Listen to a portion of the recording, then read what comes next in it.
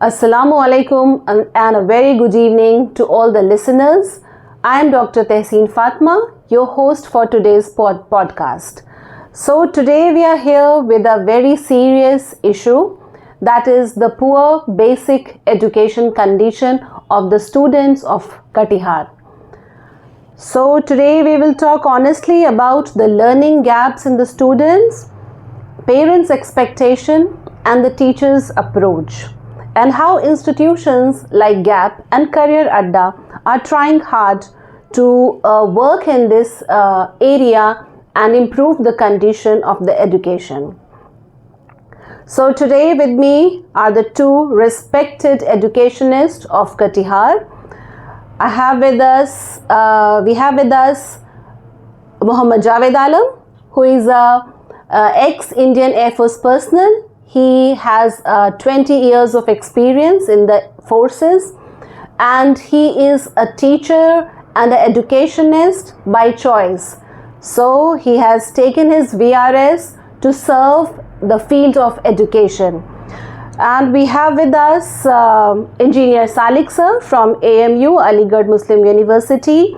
He is in the field of education since the last 10 years and have worked in big cities like Mumbai and working very hard, striving very hard to make future doctors and engineers, and working in Katihar since the last 7 years. So we are very happy to have both of you, sir. तो आज हम लोग यहाँ पर एक बहुत ही गंभीर मुद्दे के ऊपर बात करने के लिए उपस्थित हैं। उम्मीद करती हूँ कि आप लोगों से बात करके ज़रूर हम कोई ना कोई जो सल्यूशन है वो निकाल पाएंगे कि कैसे हम यहाँ की जो बेसिक एजुकेशन की हालत है उसको सुधार सकते हैं। तो शुरू करते हैं आज का पॉडकास्ट। और सबसे पहला सवाल मैं करना चाहूँगी सर आपसे। आप यहाँ पर पिछले 10 साल से काम कर रहे हैं एजुकेशन में। अपना VRS लेने के बाद यहाँ पर आप आए और पिछले 10 सालों से आप एजुकेशन में काम कर रहे हैं। तो आपने क्या देखा, आपका जो एक्सपीरियंस है वो क्या है कि यहाँ की एजुकेशन जो है बेसिक एजुकेशन की हालत के ऊपर आप क्या कहना चाहेंगे? Good evening. मैं तो इंडिया एयरफोर्स में 20 इयर्स देने के बाद मैं एक पैशनेट टीचर हूँ। तो VRS लिया, मुझे टीचर बनना था। अब मुझे बड़ा शौक़ है बच्चों को पढ़ाने का, वो भी अपने ही एरिया में, खास करके सीमांचल के एरिया में। मैंने देखा जो एजुकेशन का जो हालत था बहुत पहले तो बहुत ख़राब था ही, और इन दिनों और ज़्यादा ख़राब हालत हो गई। ख़राब हालत में क्या है, बेसिकली जो बच्चों का जो बुनियादी एजुकेशन है, रीडिंग स्किल है, राइटिंग स्किल है, स्पीकिंग स्किल है, वो बिल्कुल ख़त्म हो गया है। क्लास 6-8 के बच्चों का लेवल ये है कि हिंदी और इंग्लिश सही से नहीं पढ़ पाते। जब सही से नहीं पढ़ पाएंगे तो क्वेश्चन को समझेंगे कैसे? क्रिटिकल थिंकिंग नहीं है।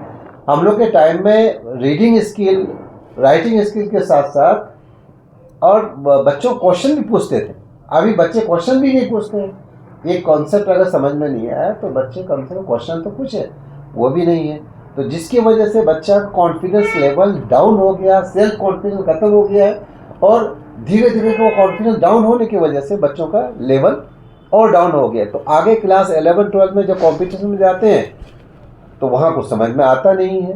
तो एजुकेशन का जो सिस्टम है और उसमें पूरी सोसाइटी है इन्वॉल्व है, उसका आगे हम बात करेंगे कि जो स्टेक होल्डर है उनको भी जिम्मेदारी लेना चाहिए। तो बच्चों का ओवरऑल एजुकेशन सिस्टम बहुत ही ख़राब है, जिस पर काम करने की ज़रूरत है। ओके जी, बिल्कुल सही कहा आपने।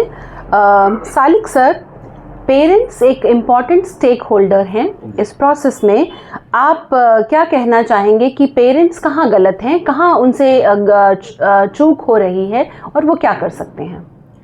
देखिए, पेरेंट्स का क्या है ना कि वो एक्चुअली भेड़ चाल में चल रहे हैं जी, ठीक है ना।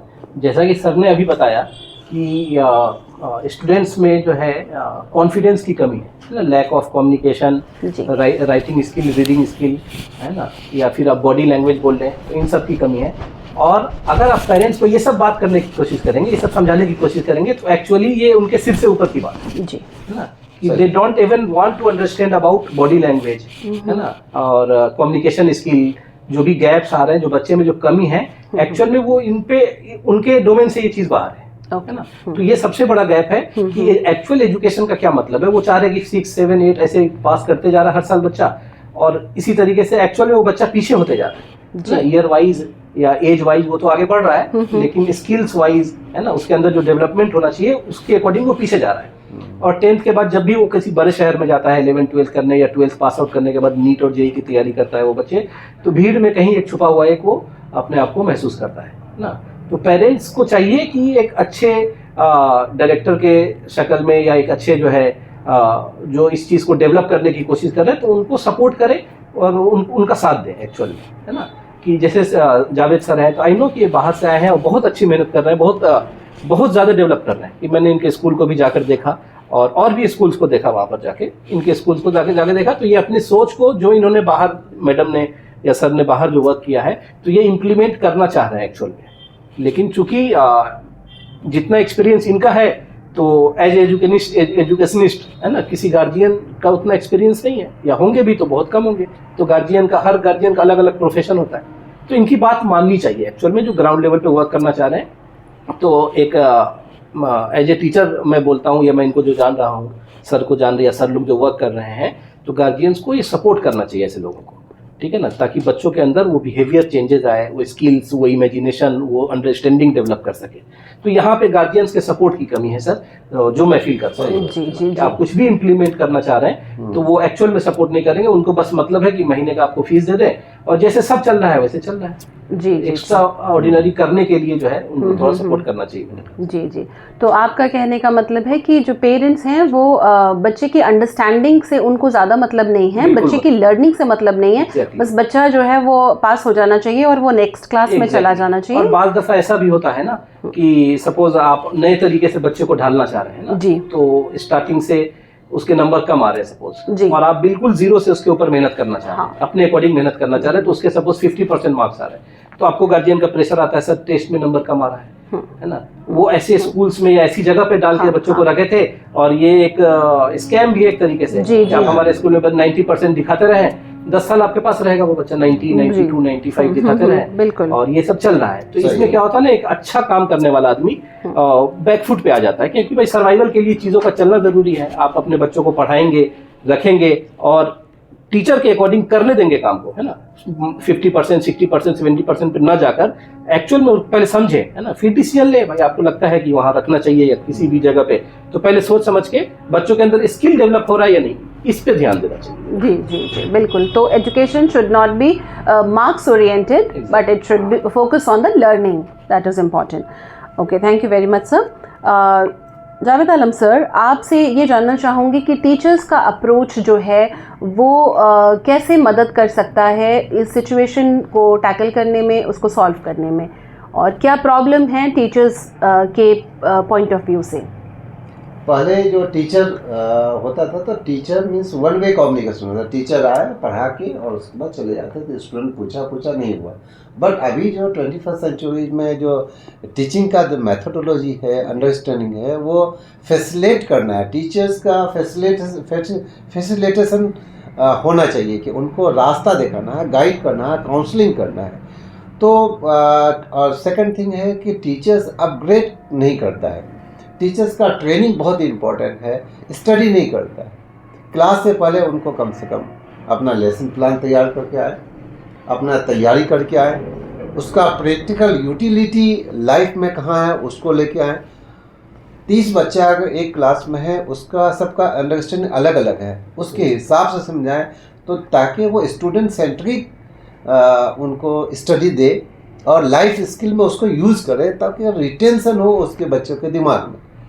तो टीचर्स को क्रिएटिव होना पड़ेगा, टीचर को स्टडी करना पड़ेगा, टीचर्स को नया नया मेथड डालना होगा, ताकि बच्चे को इंटरेस्ट आए। अब वो जमाना नहीं है कि आप पढ़ाया चल दिए, जिसको समझना समझे, नहीं समझा नहीं समझे, वो नहीं। You have to give interest to the student, to motivate them to learn the new things, so that he can excel in the life and utilize the life. So training very important, upgradation is important, upskilling of the teachers is important, and cross training होना चाहिए। कभी कभी teachers को बाहर जाकर training देना चाहिए। एक स्कूल हो गया, एक स्कूल के दूसरे स्कूल की ट्रेनिंग हो, या फिर एक मास्टर ट्रेनर आए उसको ट्रेन करे। तो उसमें क्लासरूम मैनेजमेंट है, लर्निंग मेथोडोलॉजी है, कॉन्सेप्चुअल है, लर्निंग आउटकम है, वो सब बना के तब बताना है। तब जाके हमको लगता है कि बच्चों का लेवल अप होगा। तो टीचर्स को बहुत इंपॉर्टेंट रोल है, स्टेक होल्डर है, और he is the first commander of the career of the students. जी, राइट सर, बिल्कुल सही कि टीचर्स को ट्रेनिंग की बहुत ज़रूरत है और टीचर्स को लगातार अपनी नॉलेज को अपग्रेड करने की ज़रूरत है, और पुराने तरीक़ों से अब काम नहीं चलेगा। जी, बिल्कुल सही। हम सब जानते हैं कि पिछले 10 सालों से आप कटिहार में एजुकेशन के क्षेत्र में काम कर रहे हैं सर। पहले आपने स्किल डेवलपमेंट में काम करना शुरू किया, जहाँ पे आप 10th एंड अबव के बच्चों को आप कैटर कर रहे थे। उसके बाद क्या ज़रूरत आन पड़ी कि आप जो है आपने स्कूल खोला? मैं जब BRS लिया कि मुझे यहाँ जाके कटिहार में काम करना है, सीमांचल में काम करना है, तो मैं जितना एक्सपेक्ट किया था कि अपना अलीगढ़ में जो स्टडी करने के बाद वहाँ देखा कि जो सीमांचल से जो बच्चे जाए उसका लेवल बहुत डाउन है। बाकी रेस्ट ऑफ द इंडिया और फॉरेन से भी बच्चे आते हैं वहाँ अलीगढ़ में पढ़ने के लिए, उनका लेवल बहुत डाउन है। एक जगह तो वहाँ दिक्कत हुआ मुझे कि यहाँ लेवल बहुत डाउन है, इनको अपग्रेड करना होगा सीमांचल के बच्चों को। जब एयरफोर्स में गया तो और देखा कि बाप रे बाप, उस उम्मीद से हमने BRS लिया और यहाँ आके हम काम करने लगे स्किल डेवलपमेंट पे, बच्चों को जहाँ से एम्प्लॉयबिलिटी बढ़े, बच्चों को इमीडिएटली उनको रोजगार से जोड़ दिया जाए, उस पर हम काम करने लगे।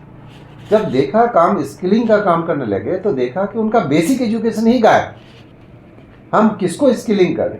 अगर कुछ बेसिक हो तब तो उसमें स्किलिंग करें, बेसिक ही नहीं तो स्किलिंग कहाँ से करें? उसकी वजह से फिर मुझे एक स्टेप और लेना पड़ा और एक नए स्कूल जाके गाँव में खोला, क्योंकि गाँव के बच्चों को ज़्यादा ज़रूरत है। तो आजमनगर में मैंने गैप डिफेंस स्कूल के नाम से, जहाँ पर आपका डिसिप्लिन है, जहाँ पर मॉरल वैल्यूज़ है, जहाँ एजुकेशन का कोई मीनिंगफुल पर्पस है, जहाँ पर रूटीन है, जहाँ पर कंसिस्टेंसी है, जहाँ पर हार्ड वर्क है, जहाँ फोकस है और फिजिकल ट्रेनिंग, ठीक है, तालीम और तरबियत हम वहाँ पर देने की कोशिश की। तो उससे जो अभी पैदा हो रहा है बच्चों का लेवल जो आ रहा है वो एकदम बिल्कुल गैप डिफेंस स्कूल के बच्चे बाकी स्कूलों के बच्चों से बिल्कुल अलग दिखता है।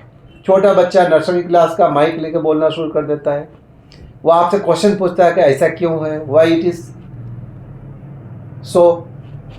तो क्वेश्चन पूछ रहा है और बच्चों का लेवल डेवलप हुआ कि जिसकी वजह से हमको लगा कि नहीं, अब नीचे लेवल से काम करने की ज़रूरत है। और स्किलिंग में तो काम चल ही रहा है, तो अच्छे बच्चों को भी थोड़ा सा बेसिक अच्छा है तो स्किलिंग करके नौकरी के लायक बनाना है उसको, और एक्सेल करना है, और जो बेसिक जिसका कमजोर उसके ऊपर काम करना है। तो इसकी वजह से हमको लगा कि नहीं, उस पर बेसिक में काम करना और उसके बाद स्किलिंग का भी काम करना चाहिए। जी सर, जी सर। करियर अड्डा जो है, आप मुंबई में एक बहुत बड़े प्रतिष्ठित संस्थान में काम कर रहे थे, आप बहुत अच्छी एजुकेशन दे रहे थे बच्चों को। तो आप कटिहार में आकर के अब बच्चों को एजुकेट कर रहे हैं, तो आपको क्या लगता है कि कैसे आपकी जो संस्था है वो कटिहार के बच्चों की मदद कर सकती है और यहाँ के बच्चों का जो सक्सेस रेशियो है उसको बढ़ा सकती है? सबसे पहले जैसा सर ने बताया कि सर भी एक जो मिशन के तहत आए थे, तो वो 10th पास वाले बच्चों पे काम कर रहे थे। जी, तो एग्जैक्टली मैंने भी वैसे ही किया है ना, कि कंपटीशन में बच्चे जो है जेई और नीट के लिए जो एंटर करते हैं वो 10th के बाद ही करते हैं इन जनरल, 11th और 12th में, और कुछ बच्चे 12th पास आउट करने के बाद जाते हैं। तो जब मैं स्टार्ट किया यहाँ पे 2019 में, जी सर, तो जब पढ़ाना स्टार्ट किया तो शुरू में जो है कुछ बच्चों से वो आने लगे कि सर कुछ समझ में नहीं आ रहा है। तो फिर मैं उनको समझाया, देखो बच्चों कि आप अगर जेई की तैयारी करने आए मेरे पास या नीट की तैयारी करने आए हो, तो एक्चुअल में मैं वही पढ़ाऊंगा जो जेई या नीट का सिलेबस है ना। तो जेई या नीट बोल के फिर मैं आपको बोर्ड्स के हिसाब से या फिर किसी नॉर्मल मतलब 9th-10th का सिलेबस आपको नहीं पढ़ाऊंगा, जो कि एक्चुअल में यहाँ पे वही कराया जा रहा है। ओके, तो जो आप 9th-10th के सिलेबस को 11th-12th में कराओगे, जैसे मोशन वहाँ भी 9th में भी पढ़ना है, मोशन 11th में भी पढ़ना है, तो बच्चों को रिस्ट्रिक्ट कर दिया जा रहा था कि 9th तक के मोशन को पढ़ाओ 11th के बच्चों को, तो उसको ठीक लगेगा, उसको चीजें समझ में आएंगी। तो उनका वो लेवल ही नहीं था। तो फिर मैंने उनको एजुकेट किया कि एक्चुअल में आप 11th क्लास में हो और आपने बाई चॉइस नीट या जेई चूज किया है, तो एक्चुअल में आपको वही पढ़ाया जाएगा जो सिलेबस है। एग्जैक्टली। तो यहाँ पे फिर दिक्कतें आने लगी कि बच्चों को मतलब काफी स्ट्रगल करना पड़ रहा था। फिर मैंने उसको 10th के अलावा फिर अंडर 10 9th 8 9 10 भी शुरू कर दिया, क्योंकि 10th के बाद बहुत मुश्किल हो रही थी बच्चों को उसके लेवल को रेज करने में। 2 साल में उसको जेई और नीट की तैयारी करनी है और एक्चुअल में वो हो नहीं पा रहा था। तो मैंने इसके अलाउंग जो है 8 9 10 किया। अब चूंकि बच्चे मेरे पास 8 क्लास से आ रहे हैं तो मैं उसको लिफ्ट अप करना थोड़ा मेरे लिए अब आसान हो गया है। ओके, तो ये दिक्कतें यहाँ पे आ रही थी, अब थोड़ा सा ठीक है पहले से। जी।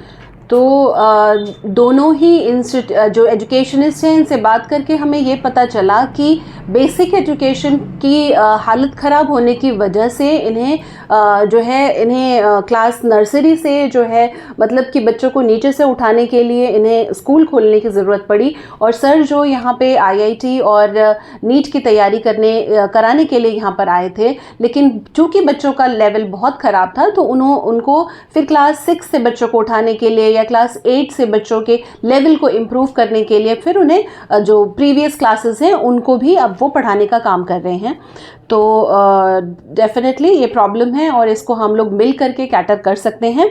तो जावेद सर, मैं आपसे जानना चाहूँगी कि अगर एक लाइन में आप मुझे एक सजेशन दें, एक की सजेशन कि क्या हम कर सकते हैं, सबसे इम्पॉर्टेंट बेसिक स्टेप एक लाइन में या एक सेंटेंस में, कि इसको इम्प्रूव करने के लिए हमें जो की सजेशन है आपका। ठीक है, प्रॉब्लम तो समझ में आ गया कि बेसिक एजुकेशन करनी है जी। तो बेसिक एजुकेशन के लिए तो बेसिक एजुकेशन के ऊपर फोकस करें पेरेंट्स। सबसे पहले उसको देखिए, कम से कम उसको 30 मिनट 1 घंटा पेरेंट्स जो कम से कम बच्चों को दे जी, ताकि बच्चा क्या कर रहा पता चल जाए। उसके बाद स्कूल का चुनाव सही से करें। अभी स्कूल या टीचर्स ऐसे खुल जाते हैं, जिसको कुछ नहीं मिला तो स्कूल खोल दिया है, तो आप एक्चुअली में कुछ नहीं कर रहे हैं वहाँ। वो एक्चुअली में पढ़ाई नहीं कर रहे हैं, वो पल रहे हैं, बच्चे जा रहे हैं आ रहे हैं, एजुकेशन पा रहे हैं वो। तो जिसकी वजह से दिक्कत हो रही। तो हमको लगता है कि ये फोकस पेरेंट्स को करना पड़ेगा। बच्चों को तो अंडरस्टैंडिंग इतना है नहीं, तो पेरेंट्स का जिम्मेदारी है, तो पेरेंट्स को फोकस करना पड़ेगा basic education. So they should select the institution carefully and wisely. Okay sir, यही सवाल आपसे रहेगा कि एक आपका की सजेशन क्या रहेगा कि कैसे हम बच्चों के जो बेसिक एजुकेशन के लेवल है उसको इम्प्रूव कर सकते हैं। अब देखिए, जो हम लोग का जो पॉलिसी है, हम लोग का एक ही पॉलिसी है कि भाई पढ़ना है तो आए, नहीं तो जाए, है ना। इस बात को मैं डंके की चोट पे बोलता हूँ। और कुछ गार्जियंस या कुछ लोग हमको सजेस्ट किए कि सर ऐसा मत लिखिए, लेकिन एक्चुअल में यहाँ से 7 साल काम करने के बाद जो हमको समझ में आया कि अगर आप बच्चों के ऊपर एक्चुअल में देखिए, पढ़ाई क्या है ना, आप सोचेंगे कि फ्री रह के विदाउट एनी प्रेशर, है ना। आजकल नए नए रील्स आ रहे हैं ना कि पढ़ने से क्या होता है, इसका प्रैक्टिकल लाइफ में क्या यूज है। तो इन सब का बहुत गलत इम्पैक्ट बच्चों पे पड़ रहा है। तो बच्चे भी रील्स देख देख के सोचते हैं कि ऐसे ही हो जाएगा, सब कुछ हो जाएगा। लेकिन जिस चीज का, जैसे नीट के लिए आपको सिलेक्ट होना है, कॉम्पिटिशन कितना टफ है सब देख रहे हैं ना, 720 में 720 लोग ले आ रहे हैं। तो उसके लिए वो रील्स देख के नहीं लाया 720 में 720, है ना। एक्चुअल में जो रिक्वायरमेंट है वो करना पड़ेगा आपको, है ना। इसको करने के लिए हम लोग बच्चों का एक रूटीन और एक डिसिप्लिन फॉलो करना चाहते हैं। और जब इस डिसिप्लिन पे बच्चों को, जैसे कि सर तो फौज में है, तो बिना डिसिप्लिन के ये सब चीज नहीं चल सकती है ना। वहाँ तो सबसे पहली चीज यही सिखाई जाए, डिसिप्लिन डिसिप्लिन एंड डिसिप्लिन। तो एजुकेशन में भी आपको एक्सीलेंट करने के लिए डिसिप्लिन डिसिप्लिन और डिसिप्लिन, है ना, इसको फॉलो कराने के लिए हम लोग बच्चों पे प्रेशर भी बनाते हैं, और या फिर आप बोल सकते हैं कि जो भी हमारा सिस्टम है उसको फॉलो करने के लिए उसको मजबूर करता है। तो बच्चे क्या होता है ना कि फिर बच्चे बचना चाहते हैं, बच्चे बचना चाहते हैं तो फिर अपने गार्जियन को वो कन्विंस कर लेते हैं कि यहाँ पे तो और कुछ चल नहीं रहा है, मतलब पढ़ाई के अलावा कुछ ऑप्शन मिल नहीं रहा है। वो ये भी बता सकते हैं कि पढ़ाई नहीं हो रही है, तो वो फिर XYZ कोई भी बहाना बना के अपना एक्सक्यूज देके वहां से निकलना चाहता है, लेकिन बचना चाहता है। तो मैं ऐसे गार्जियंस को, ऐसे बच्चों को जो भी ये मतलब चाहता हूँ कि आप खुद आके वेरीफाई करें। एज ए गार्जियन आप आके देखें, समझे, फिर उसके बाद डिसीजन ले। अदरवाइज मैं बहुत आसानी से बोल सकता हूँ कि मेरे पास आ जाओ सब कुछ हो जाएगा, लेकिन मैं ये नहीं बोलता हूँ कि मेरे पास आ जाओ सब कुछ हो जाएगा। करना आपको पड़ेगा, मैं आपके साथ एनी टाइम आपके साथ खड़ा हूँ। तो इसमें मैं गार्जियन को बोलूंगा, बस सर ने बोला कि चूज वाइजली, एक्चुअल में काम कहाँ पे हो रहा है उसी जगह पे आप जाएं, उसी जगह पे। बिल्कुल बिल्कुल। कहने का मतलब कि सालिक सर बोले कि प्रेशर डालना है, तो पॉजिटिव प्रेशर तो डालना ही पड़ेगा। बगैर प्रेशर, पॉजिटिव प्रेशर लिए हुए कोई भी काम होगा नहीं। बगैर हार्ड वर्क किए कुछ होगा नहीं, ठीक है। बगैर मेहनत किए कुछ होगा नहीं। बगैर आप सोचेंगे आसानी से सब मिल जाएगा, कंफर्ट कुछ नहीं होता है। There is no comfort in the life for the students. Soldiers के लिए कंफर्ट नहीं होता है, उसी तरह से स्टूडेंट के लिए कोई कंफर्ट नहीं है। You have to work, you have to study, and you have to consistently focus on your goal. और मैं इस बात को बहुत प्राउडली बोलना चाहूँगा कि मैं तो यहाँ के लिए मतलब यहाँ का मैं हूँ नहीं, यहाँ के लिए नया हूँ, और खुद के मेंटलिटी के लोग जैसे जिस पॉलिसी पे मैं काम करना चाहता हूँ ऐसे बहुत कम लोग मिले, उसमें से मैडम है, सर हैं, तो थ्रू आउट मुझे इस बात का सपोर्ट रहा है कि ऐसे लोग भी हैं जो है ना इस तरीके से काम कर रहे हैं, और मैं भी इनके पीछे पीछे चल रहा हूँ, कोशिश कर रहा हूँ कि अच्छे से अच्छा एक एजुकेशन दिया जाए बच्चों। जी जी। सो क्लोजिंग स्टेटमेंट ये रहेगा कि education is you know joint venture of students, teachers and parents. तो इसमें तीनों को मिल करके जो अपना रोल है उसको निभाना पड़ेगा, तभी बच्चा जो है वो कामयाब होगा। स्टूडेंट की जो जिम्मेदारी बनती है, जैसे सर ने कहा कि आपको डिसिप्लिन होना ही पड़ेगा, आपको फोकस्ड होना ही पड़ेगा, आपको हार्ड वर्क करना ही पड़ेगा, और वो भी कंसिस्टेंसी के साथ। पेरेंट्स की ये जिम्मेदारी है कि वे समझें कि अपने बच्चे को कामयाब अगर वो देखना चाहते हैं तो वो उन बच्चों को सपोर्ट करें और उनके लिए सही चुनाव करें, सही इंस्टीट्यूशन का, सही स्कूल का चुनाव करें, और बच्चों की लर्निंग पे फोकस करें, ना कि मार्क्स के ऊपर फोकस करें। अगर बच्चे के अंदर क्वालिटी होगी तो वो किसी एक पर्टिकुलर एग्ज़ाम की तैयारी करने की ज़रूरत नहीं पड़ेगी उसको, उसके जब कॉन्सेप्ट्स क्लियर होंगे तो वो जिस भी एग्ज़ाम में बैठेगा वो उसको क्लियर कर लेगा। और तो पेरेंट्स की भी जिम्मेदारी हो गई और यहाँ पे बच्चे की भी जिम्मेदारी हो गई, और संस्थान की ये जिम्मेदारी है कि वो एक बहुत बड़ी जिम्मेदारी को निभा रहे हैं, तो वो अपनी जिम्मेदारी को पूरी ईमानदारी के साथ निभाएं, और पेरेंट्स का जो भरोसा है और बच्चे का पूरा फ्यूचर वो आपके हाथ में है। तो आप अपनी तरफ से आप अपना 100% दें, और जो भी मैनेजमेंट में लोग हैं तो अपने टीचर्स को वो ट्रेनिंग प्रोवाइड करें, क्रॉस ट्रेनिंग अगर पॉसिबल है, जैसा कि सर ने बताया, तो वो प्रोवाइड करें ताकि आपके टीचर्स के पास अच्छे कॉन्सेप्ट्स हों और नए आइडियाज़ हों, ताकि वो बच्चों को एंगेज कर सकें और उन्हें सही लर्निंग दे सकें। तो इसी के साथ हम आज के पॉडकास्ट का समापन करते हैं। बहुत बहुत धन्यवाद सर, बहुत बहुत धन्यवाद आपका, शुक्रिया, थैंक यू वेरी मच।